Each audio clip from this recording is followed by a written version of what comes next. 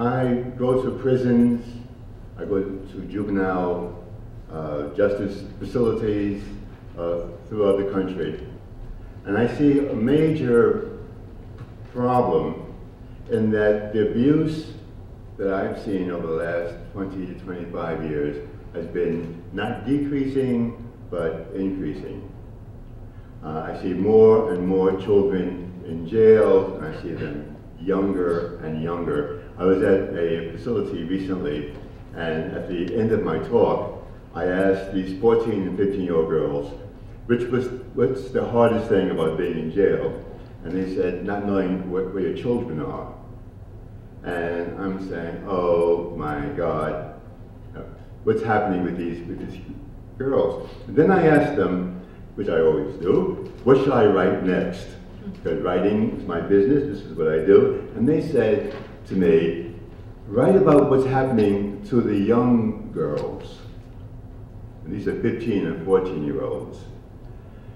So what I'm coming away from here is that the abuse that I'm seeing is more common in 2009 than it was in 2000, and more common than it was in 1995. And the reasons that I'm seeing this, I believe, is that the families are falling apart because we don't have jobs.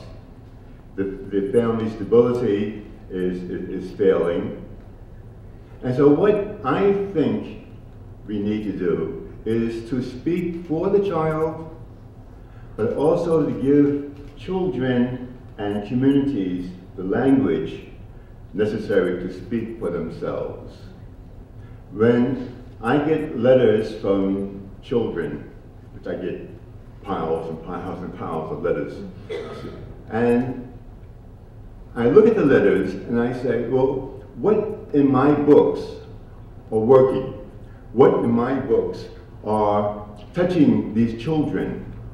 And it's not the adventures, not the inventiveness of the stories, but rather that something that's in the book gives voice to the way a child feels. And if we're going to have real change, I think we need to incorporate the children themselves and the communities all over the world. I see trafficking, you see it in the Far East, we spoke about that. You see it in the streets of New York. I've been in places I buy old photographs, buying old photographs, and people would come in and offer their children. You want my daughter. And what we need to do is to give these children a sense of what is normal and a sense of how to say, I am being abused. What we have developed is a system in which the salient point is, if the child does something wrong, we put this child in a prison. If a child is living near a toxic lake and your child gets sick, we move the child and then we clean up the toxic area. If a child is in a toxic community, a toxic family, we punish the child. And then, as part of the condition for release, we put them back into the toxic area. If we're going to continue doing this, we're going to have continual abuse. And we're going to disguise the abuse by saying it's law and order.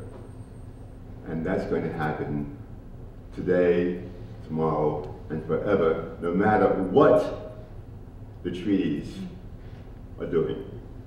You know, we're talking about in London now, you know, I'm in London every year. I go for the theater season, break theater in London.